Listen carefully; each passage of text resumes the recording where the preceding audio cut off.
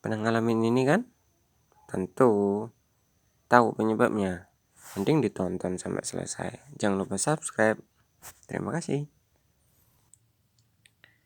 Ya, assalamualaikum warahmatullahi wabarakatuh. Apa kabar sahabat GWFish di seluruh Indonesia? Pada video kali ini saya akan membagikan sedikit pengalaman sih tentang kenapa sih kalau gabi melahirkan itu ada yang mati, kadang anakannya yang mati, kadang juga malah indukannya yang mati.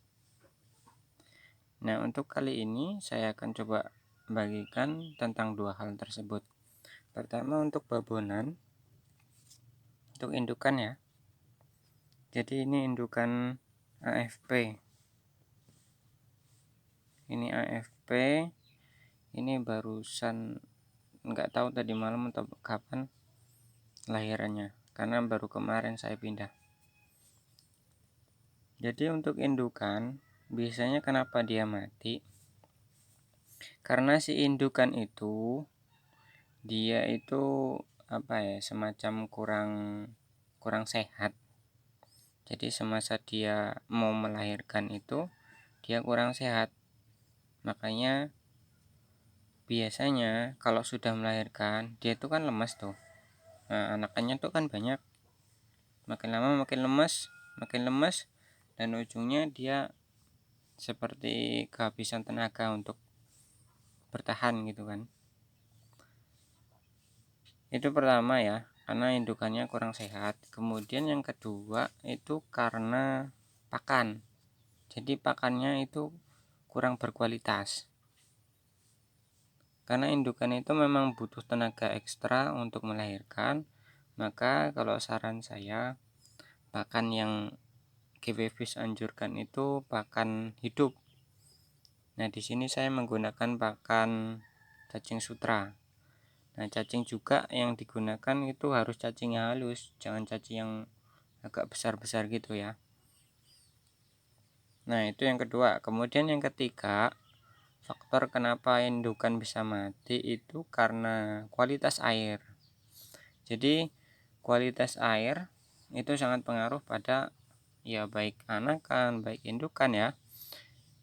Jadi di kualitas air yang saya maksud adalah jangan sampai kualitas airnya itu terlalu buruk. Nah, di sini biasanya terlalu kotor.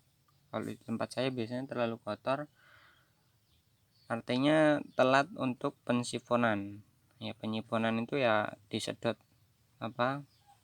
fesesnya itu, kemudian ditambah air baru. Jadi dari feses yang ada itu bisa memperburuk kualitas airnya. Kadang juga kualitas air yang di sini juga berpengaruh tentang suhu. Nah, sebelum ke suhu kita coba bahas yang amonia tadi ya, feses yang menghasilkan amonia, kemudian ikan jadi kurang sehat. Jadi si indukan itu biasanya ciri-ciri indukan sakit itu ya, saya coba pakai telunjuk ini, bukan telunjuk ya, penunjuk. Nah, di sini di sisik ini biasanya dia agak buka kayak nanas itu loh. Jadi di antara bentuk penyakit yang ditimbulkan akibat air terlalu kotor adalah sisik nanas. Jadi sisik nanas ini ngeri ya, kayak nanas ya. Kebanyakan di cupang sini, tapi di gabi juga ada. Nih, jadi sisiknya itu agak buka seperti mata nanas itu loh, agak mekrok-mekrok gitu. Nah, itu biasanya indukan rentan mati. Baik dia mau mati sebelum lahiran atau dia mati sesudah lahiran, kebanyakan mati kalau udah kena sisik nanas. Kemudian penanganannya kalau kena sisik nanas itu airnya diganti, kemudian dikasih garam dapur sedikit, jangan terlalu banyak. karena kalau terlalu banyak biasanya malah indukannya langsung mati, karena kadar salinitas dalam garam itu nggak boleh terlalu banyak di ikan, karena ini ikan air tawar. Kecuali kalau ikan air laut kadar garam tinggi nggak masalah. Oke, kita kembali ke yang kualitas air tadi. Yang poin kedua yaitu suhu. Jadi suhu air ini jangan terlalu dingin. Kalau terlalu dingin biasanya menyebabkan ikan itu kuncup. Jadi ekornya ini nguncup, ngecil gitu, enggak mekrok, enggak megar. Apalah bahasa Indonesia itu. Enggak mengembang. Jadi kelihatan di situ kalau indukan kena kuncup biasanya dia gampang mati. Itu beberapa faktor tentang indukan yang gampang mati. Kemudian kita masuk ke bagian buraya anakan. Jadi buraya yang gampang mati itu disebabkan salah satunya dari indukan yang kurang sehat. Nah, indukan yang kurang sehat dia akan melahirkan anakan yang kurang sehat pula. Jadi lemes gitu loh guys, lemes dia. Jadi kalau anakan itu lahirnya lemes, biasanya dia untuk bertahan bahkan beberapa detik dari kelahirannya itu susah gitu loh. Jadi balik-balik ke indukannya. Kalau anakannya lemes itu biasanya dia gampang mati kayak gini. Nih. Ini langsung putih ini. Ini kemungkinan lahir pertama. Dan ini juga posisinya yolk egg-nya masih besar.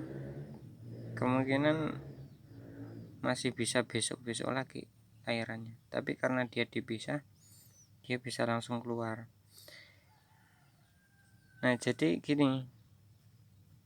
Ini anakan yang banyak mati ini disebabkan karena babonannya yang kurang sehat. Kalau babon sehat, pas dijebrolkan itu brol gitu ya, itu anakannya biasanya langsung renang. Kalau nggak sehat itu ya, posisi anakannya itu masih membulat kayak gini nih. Nah ini masih ngelingkar kan. Jadi dia keluar dari rahim mboknya itu, dia belum lepas, ini selaput telurnya belum pecah, makanya dia posisinya bulat. Nah, kalau ikan babonnya sehat dan anakannya juga sehat gitu ya, ini dia meskipun keluarnya bentuknya bulat, masih terkena lapisan telur, selaput telur itu, dia akan langsung mecah karena posisi badannya itu kuat. Jadi dia bisa mendorong lapisan itu, kemudian dia keluar. Ini agak banyak yang mati ya. Jadi buat para breeder gapi, kalau bisa indukannya dijaga, karena untuk menghasilkan sebanyak apapun anakannya, kalau indukannya kurang sehat pasti mati. Nih, ini udah putih ini. Ini kan yolk egg-nya gede masian. Coba tak zoom ya.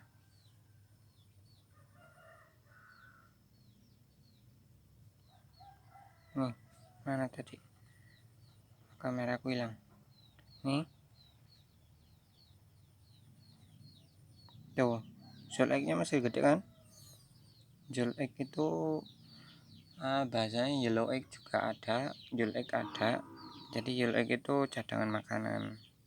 Ini di perut ini warnanya kuning biasanya, makanya disebut yolk egg. Ini cadangan makanan.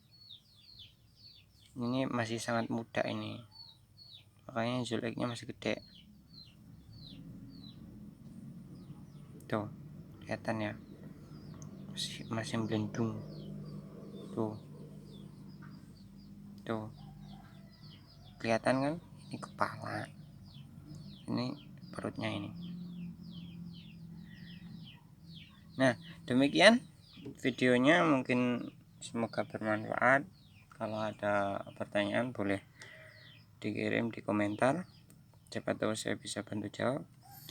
Semoga bermanfaat. Assalamualaikum warahmatullahi wabarakatuh. Jangan lupa subscribe, kemudian komentar kalau perlu, dan kalau bagus ya di share biar ilmunya berkembang dan bermanfaat. Assalamualaikum, salam Gapi.